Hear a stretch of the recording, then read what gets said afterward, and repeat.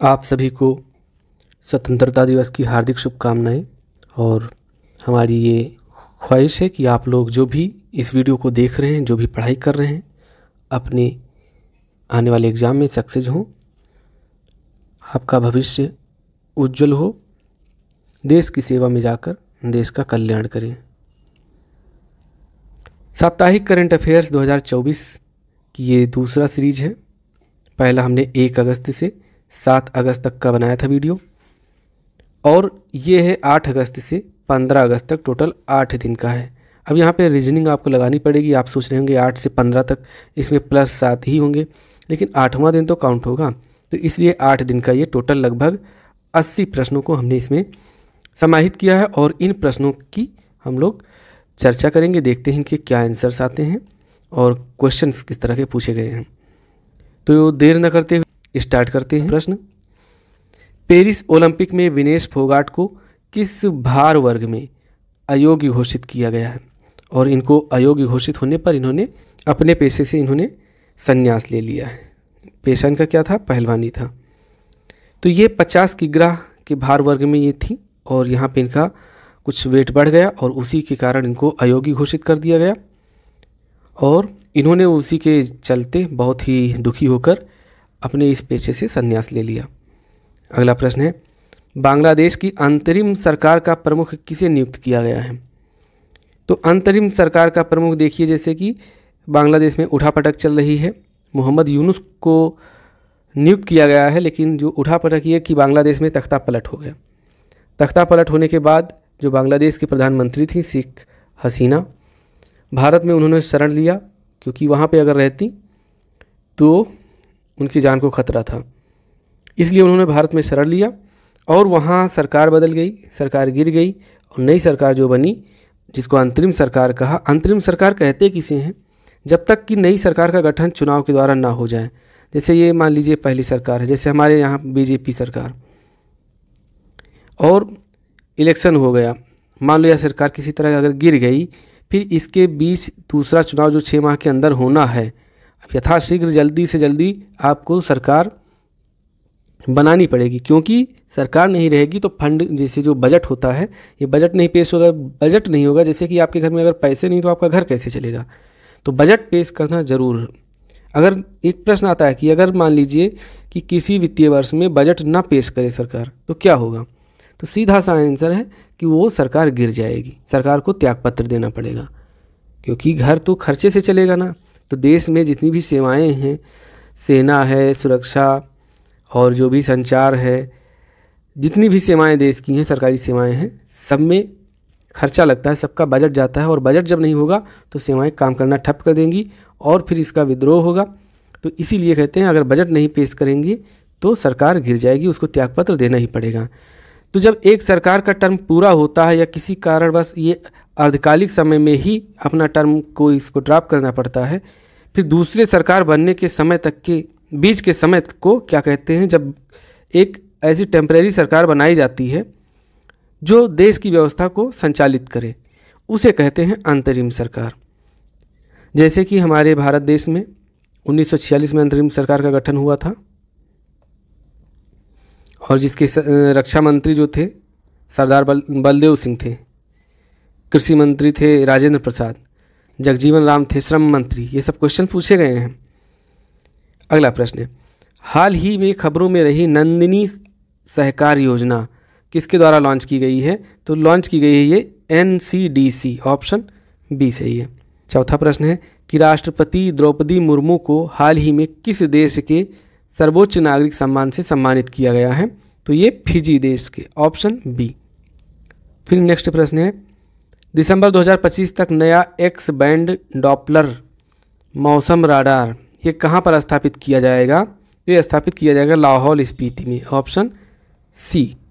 किस राज्य ने सौर ऊर्जा अपनाने को बढ़ावा देने के लिए गोएम विनामूल्य विज एविजन अभियान शुरू किया है? तो ये गोवा सरकार ने शुरू किया है, ऑप्शन पहला। किस देश ने भारत के INS तंवर के साथ समुद्री साझेदारी अभ्यास आयोजित किया?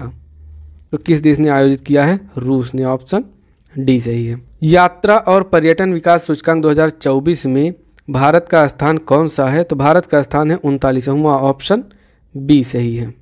पेरिस ओलंपिक 2024 में भारत के सबसे युवा ओलंपिक मुक्केबाज रेफरी कौन हैं? तो ये हैं ऑप्शन ए में जो नाम है कबीलन साई अशोक, ऑप्शन ए सही है। राष्ट्रमंडल जूनियर और कैडेट चैंपियनशिप 2024 में श्रेया गुप्ता ने कांस्य पदक जीता। श्रेया गुप्ता का संबंध किस खेल से है? तो ऑप्शन देखिए स्क्वाश, फेंसिंग, टेनिस, बैडमिंटन। तो ये फेंसिंग यानी कि तलवारबाजी से संबंध है इनका।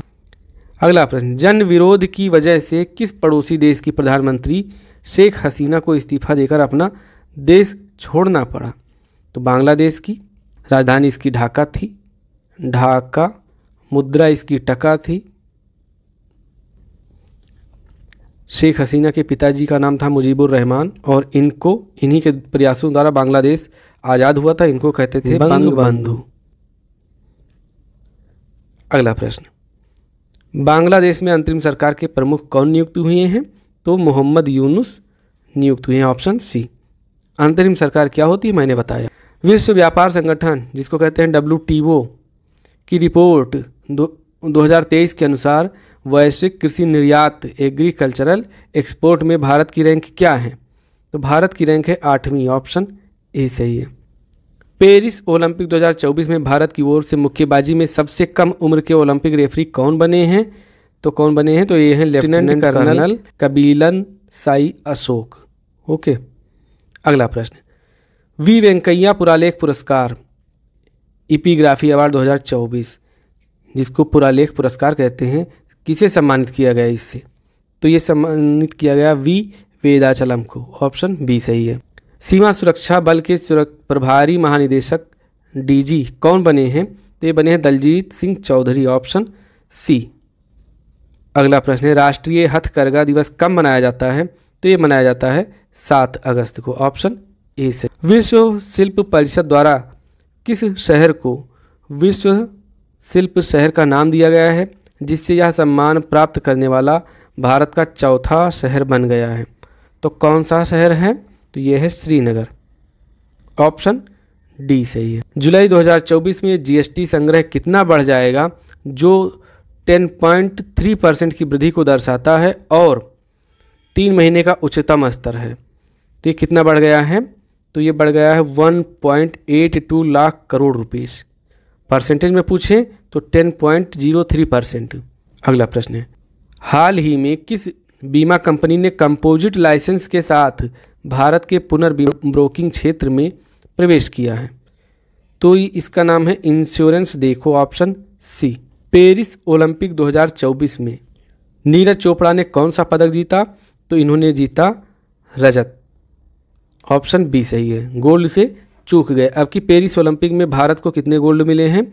तो भारत को मिले हैं 0 गोल्ड। पिछली बार कितने मिले थे? पिछली बार मिला था 1 गोल्ड। अब की टोटल भारत को कितने मिले हैं? तो टोटल पदक हैं भारत के पास 6। रैंकिंग क्या है भारत की? भारत की रैंकिंग है 71वीं। पिछली बार 2020 में 1 गोल्ड मेडल मिला था। टोटल कितने मिले थे? तो टोटल मेडल थे 7। भारत की रैंकिंग कितनी थी? तब थी 48। भारतीय पुरुष हॉकी टीम ने पेरिस ओलंपिक में कांस्य पदक जीता। इस टीम के कप्तान कौन हैं? तो इस टीम के कप्तान कौन हैं? तो इस टीम के कप्तान हैं हरमनप्रीत सिंह, ऑप्शन बी सही है। केंद्र सरकार ने हाल ही में किन 2 राज्यों में नए मोर अभयारण्य स्थापित किए हैं? तो ये कर्नाटक और केरल में। भारतीय रिजर्व बैंक ने UPI पेमेंट की लिमिट 1 लाख रुपए से बढ़ाकर कितनी कर दी है? तो ये कर दी है 5 लाख रुपए, ऑप्शन सी से। कितना? 5 लाख। ओलंपिक खेलों के समापन समारोह में मनु भाकर के साथ दूसरे भारतीय ध्वजवाहक कौन होंगे? तो वो होंगे PR श्रीजेश, ऑप्शन सी सही है। हाल ही में किस राज्य सरकार ने उपस्थिति पोर्टल लॉन्च किया है? तो ये छत्तीसगढ़ की राज्य सरकार ने लॉन्च किया है। किससे संबंधित है ये शिक्षा से संबंधित है। अगला प्रश्न है, फॉर्च्यून ग्लोबल 500 लिस्ट में सर्वोच्च रैंक वाली भारतीय कंपनी कौन सी है? तो ये है रिलायंस इंडस्ट्रीज, ऑप्शन बी सही है। भारतीय सेना ने हाल ही में लद्दाख में कौन से अभ्यास का आयोजन किया है? तो भारतीय सेना ने कहाँ पर? लद्दाख में। वहाँ पर हुआ पर्वत प्रहार, ऑप्शन ए सही है। 10वें राष्ट्रीय हथकरघा दिवस के उपलक्ष्य में आयोजित हथकरघा प्रदर्शनी का नाम क्या है? तो उसका नाम है विरासत, ऑप्शन ए सही है। अगस्त 2024 में राष्ट्रपति द्रौपदी मुर्मू को किस देश का सर्वोच्च सम्मान प्राप्त हुआ? तो ये आपको रट जाएगा क्योंकि बार बार ये प्रश्न आ चुका है, फिजी में, ऑप्शन डी सही है। हाल ही में पीएम मोदी को किस देश के सर्वोच्च नागरिक सम्मान से सम्मानित किया जाएगा? तो इनका जो फ्रेंड है व्लादिमीर पुतिन, वही बार बार मोदी जी को अपना सम्मान देते रहते हैं अपने देश के सर्वोच्च नागरिक, तो रूस की सर्वोच्च नागरिक सम्मान है। राष्ट्रीय क्षय रोग उन्मूलन कार्यक्रम के लिए प्रधान सलाहकार किसे नियुक्त किया गया है? तो डॉक्टर सौम्या स्वामीनाथन को। भारतीय पुरुष क्रिकेट टीम का नया मुख्य कोच किसे नियुक्त किया गया है? तो ये नियुक्त किया गया है गौतम गंभीर को, ऑप्शन डी सही है। वर्ष 2024 के लिए सर्वश्रेष्ठ कृषि राज्य पुरस्कार किसे प्राप्त हुआ है? ये प्राप्त हुआ है महाराष्ट्र को, ऑप्शन ए सही है। 2024 पेरिस ओलंपिक में भारतीय दल का मुख्य प्रायोजक कौन होगा? तो ये पेरिस ओलंपिक जो था इसमें भारतीय दल का मुख्य प्रायोजक थे अडानी समूह, ऑप्शन डी, ऑप्शन बी सही है। Tata power solar system limited ने हाल ही में घर घर सोलर पहल किस राज्य में शुरू की है? तो कौन सा राज्य है? वो राज्य है बाबा का राज्य, यूपी। पेरिस ओलंपिक 2024 के समापन समारोह में भारत का नेतृत्व किसने किया? तो किसने किया? ऑप्शन सी सही है, अभिनव बिंद्रा ने, ऑप्शन सी। अगला प्रश्न देखते हैं कि पेरिस ओलंपिक 2024 के समापन समारोह में भारत का नेतृत्व कौन करेगा? तो ये मनु भाकर हैं, ऑप्शन बी सही है। शेख हसीना के इस्तीफे के लिए बड़े पैमाने पर विरोध प्रदर्शन और हिंसा का मुख्य कारण क्या था? तो वहाँ पे जो बांग्लादेश में ये तख्ता पलट हुआ है, वहाँ पे प्रस्तावित कोटा प्रणाली जो थी इसी में छेड़छाड़ हुआ और इसीलिए जो छात्र जो थे वो आ गए प्रदर्शनकारी के रूप में और छात्रों के साथ साथ अन्य ग्रुप भी आ गए और इसीलिए वहाँ पे तख्ता पलट हो गया। अगला प्रश्न है 2024 पेरिस ओलंपिक में पुरुषों की 100 मीटर दौड़ का स्वर्ण पदक किसने जीता? तो ये वो जीता है किसने? नोवाह लाइस ने। ये कहाँ के खिलाड़ी हैं? ये अमेरिकन खिलाड़ी हैं, धावक हैं। इन्होंने जीता 100 मीटर दौड़ का गोल्ड मेडल। इंडिया के पास कितने गोल्ड मेडल? 0। एशिया 20 लीग के लिए लीग एम्बेसडर के रूप में किसे नियुक्त किया गया है?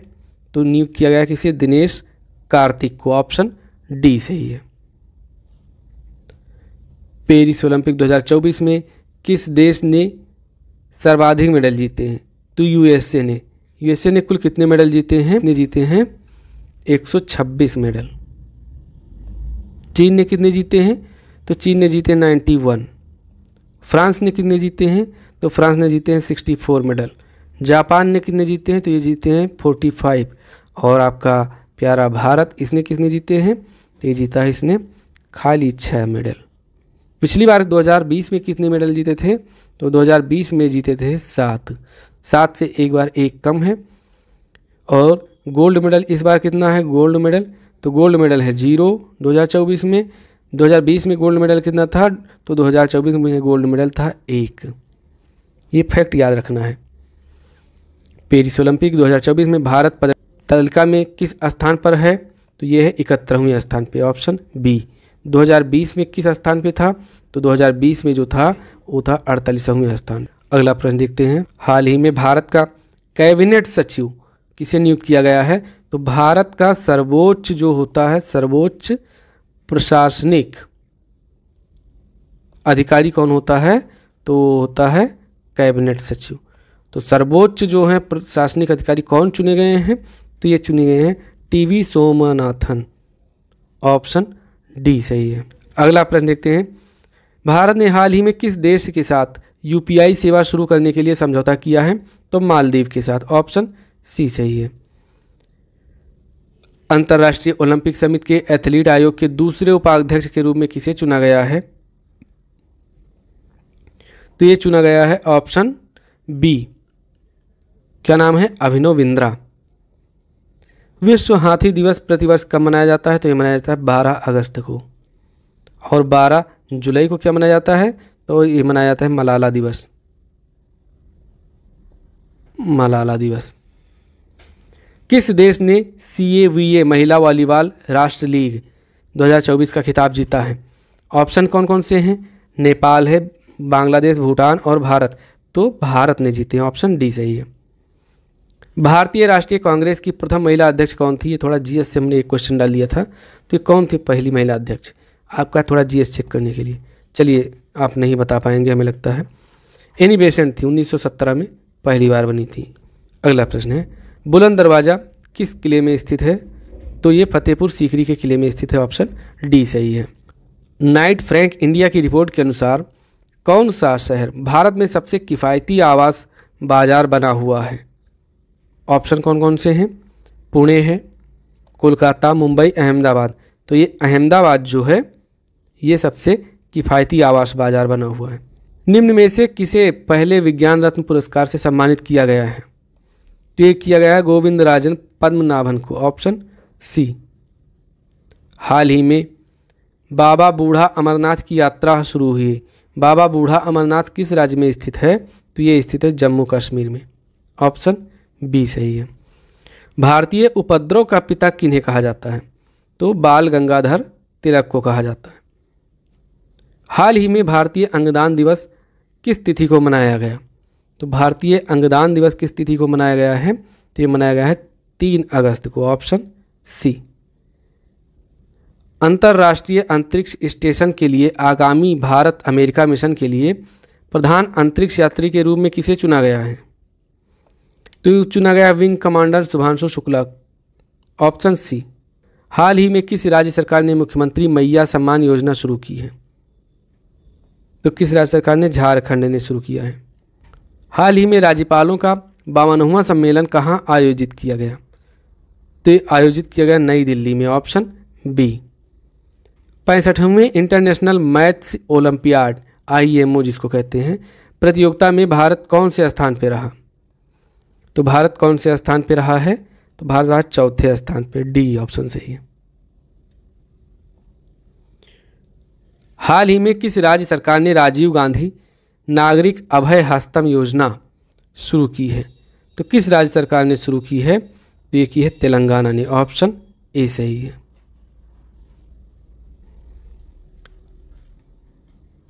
इसरो को किस अंतरिक्ष मिशन के लिए विश्व अंतरिक्ष पुरस्कार 2024 IAF वर्ल्ड स्पेस अवार्ड 2024 से सम्मानित किया गया है? तो चंद्रयान 3 के लिए सम्मानित किया गया है, ऑप्शन सी सही है। हाल ही में किस राज्य मंत्रिमंडल ने मंत्रियों के आयकर भुगतान की सरकारी व्यवस्था समाप्त कर दी? तो मध्य प्रदेश ने समाप्त कर दी, ऑप्शन सी सही है। भारत और किस देश की वायुसेना ने रक्षा सहयोग को मजबूत करने के लिए अभयारण्य क्या होपेक्स शुरू किया है? तो होपेक्स किसके साथ?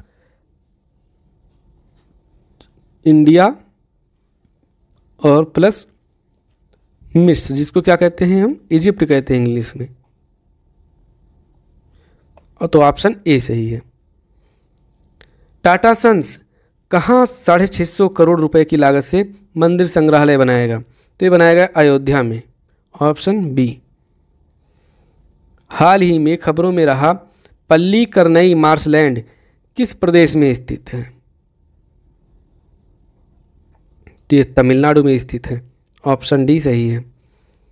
वन इंडिया वन टिकट पहल को बढ़ावा देने के लिए भारतीय रेलवे ने किस संगठन के साथ साझेदारी की है? तो इसका ऑप्शन बी सही, राष्ट्रीय राजधानी क्षेत्र परिवहन निगम, ऑप्शन बी।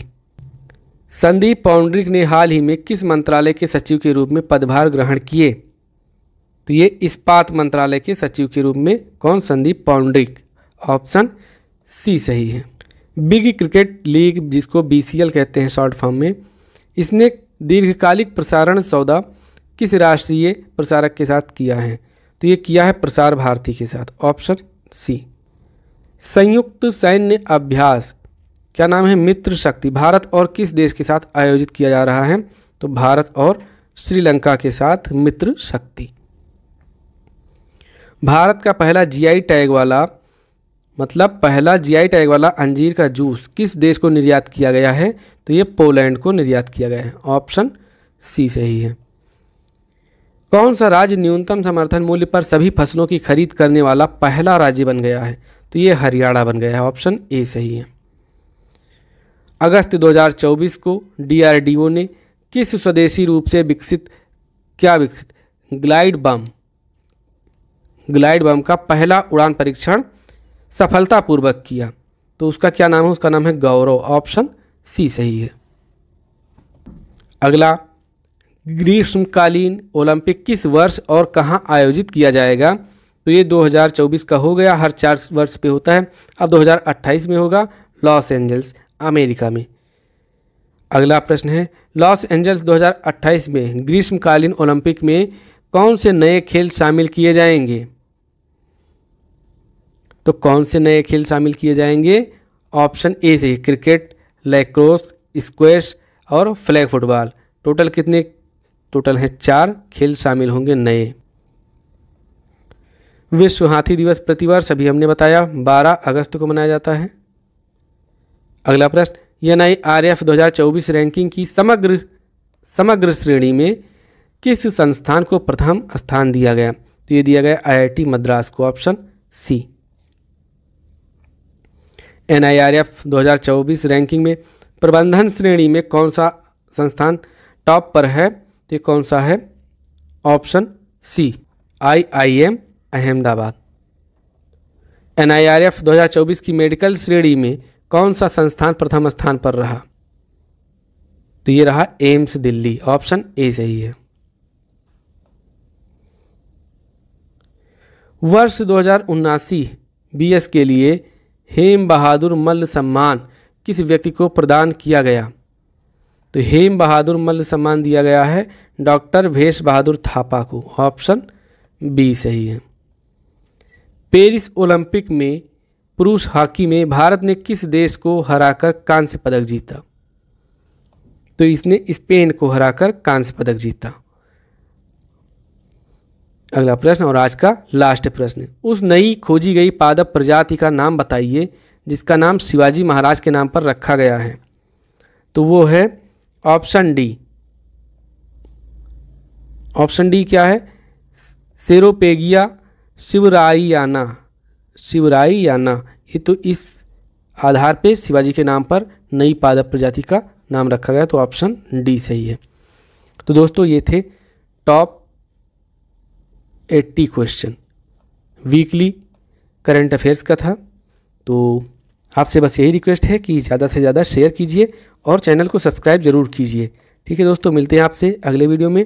तब तक के लिए नमस्कार, जय हिंद।